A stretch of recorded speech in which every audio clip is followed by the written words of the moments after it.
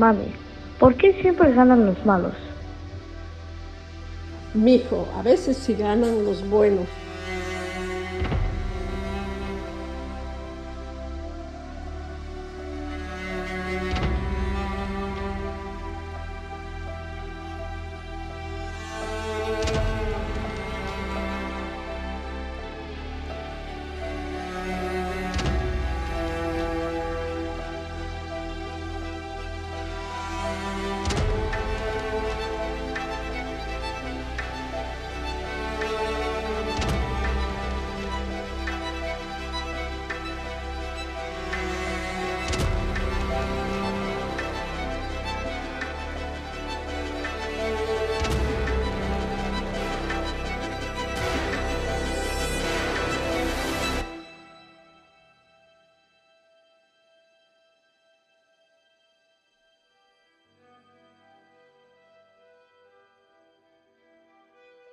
My name's Edgar Soto. I'm the artist behind Litumaism, and I'm going to be having my solo show entitled Goliath Lost, April 12th. So an introduction to Goliath Lost, basically you can summarize it as a series of visual paintings or illustrations, basically just depicting one-sided battles throughout history that have been documented, some famous, some not so famous. But the underlying inspiration, honestly, that brought upon this show, besides the overall theme of David versus Goliath, the underdog is a big one. I think most people, unless they're in control, governments, whichever, leaders, I think people in general root for the underdog. And I feel like if you've been around long enough, you get really happy when it happens, just because it's almost like a definition of life in a way. To take from Jurassic Park, life finds a way.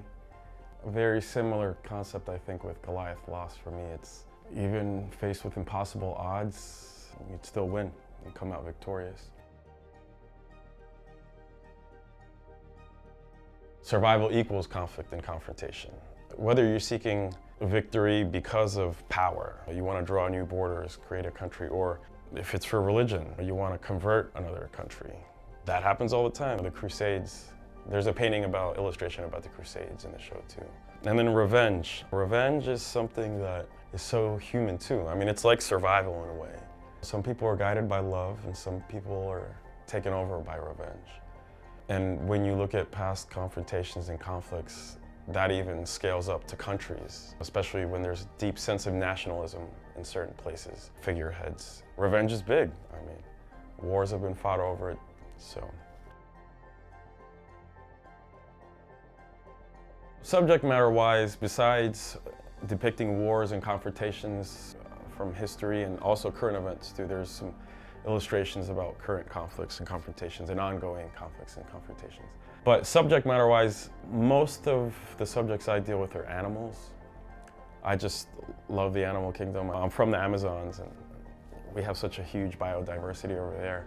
Very unexploited kind of territory where I'm from. And anyway, it's a whole different world. But when we moved to the States at a very early age, I was 4. We left the Amazons, but my dad, anytime he turned the TV on, is always Mundo Animal, Animal Planet. He always loved watching animal documentaries, and it stuck to me and I would always watch it and just never stopped the fascination with the animal kingdom. A lot of that intrigue for me too, the older I get, is that for the most part, just like humans, there's exceptions, but animals make sense. Every animal in the animal kingdom is wired for survival. So that sort of touches on, me using animals for all the paintings, and just in my work in general. Animals do what they need to do to survive. They're not trying to get a job and reach a certain class of wealth. Everything is instinctual, survival. And sometimes that means defeating your enemy. Sometimes that means passing on your genes to future generations. But yeah, there's not too much leisure in the animal kingdom, right? So yeah, that's another reason why I use animals in a lot of my subject matter.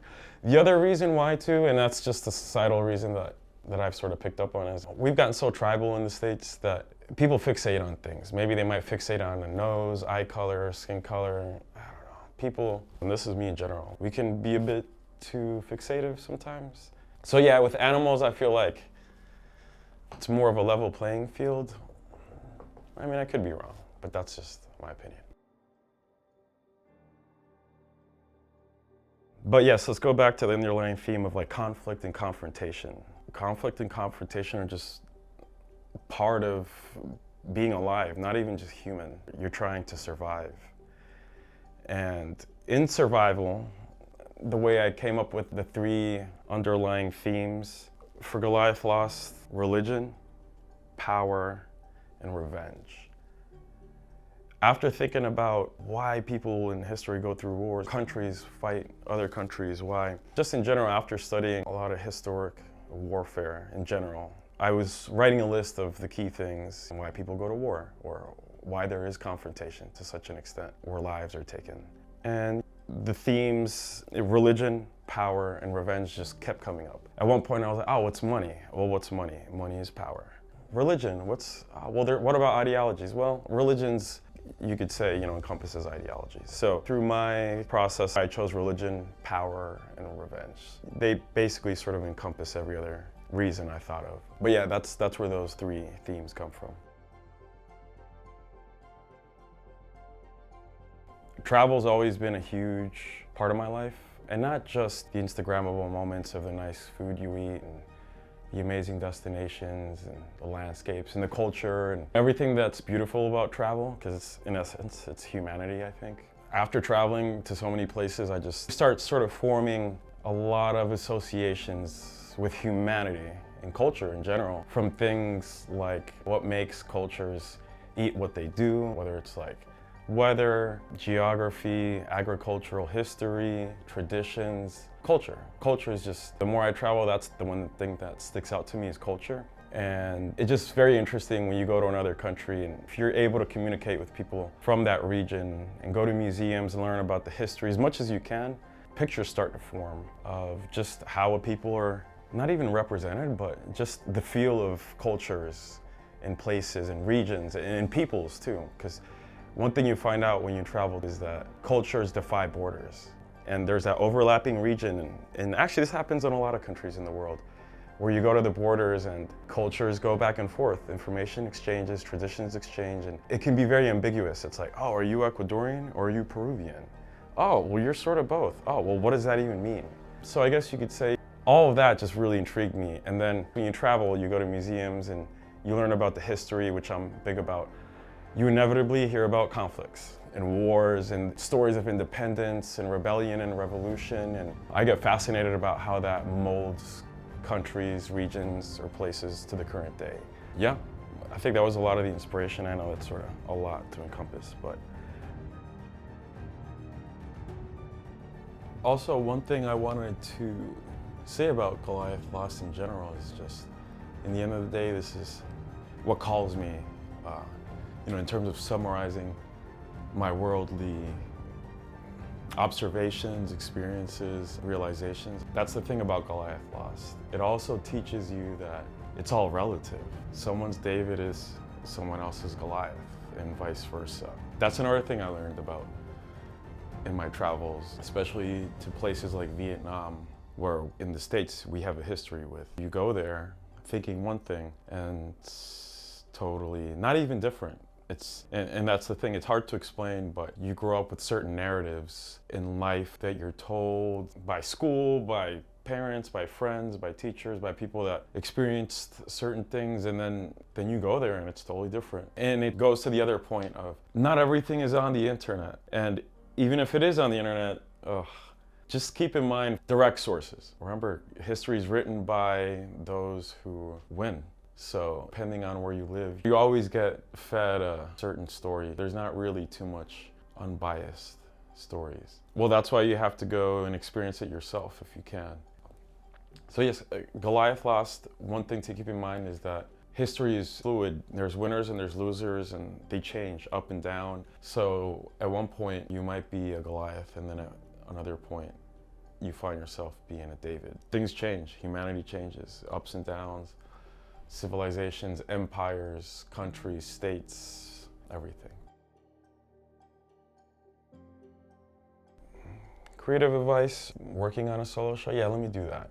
So working on a solo show as an artist, I think regardless of whether you're upcoming or established, it's very stressful. I personally don't like to show myself. I mean, even this for me, I don't like it, but the algorithm likes it.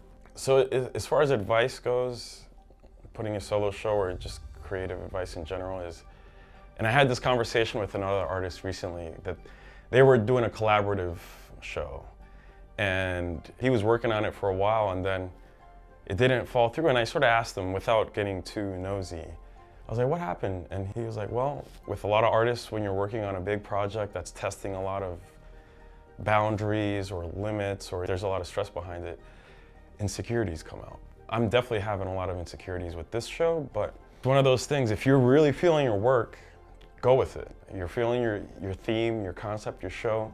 When you have those moments where you realize, oh, I'm not gonna be able to finish this illustration, or this doesn't really fit in with what I think, or are people even gonna come to the show? You gotta think about why you did the show in the first place. If it's a subject matter you feel super strongly about, and it's a body of work that you want people to really digest and see the message, then hopefully that gets you past your insecurities, because they're gonna come up. It doesn't matter how confident or cocky you are, or how much of an healthy ego you have, or none at all, but just trust your process. And if you're sort of new at this, if your first solo show, or just in general, everyone's gonna tell you what to do if you ask.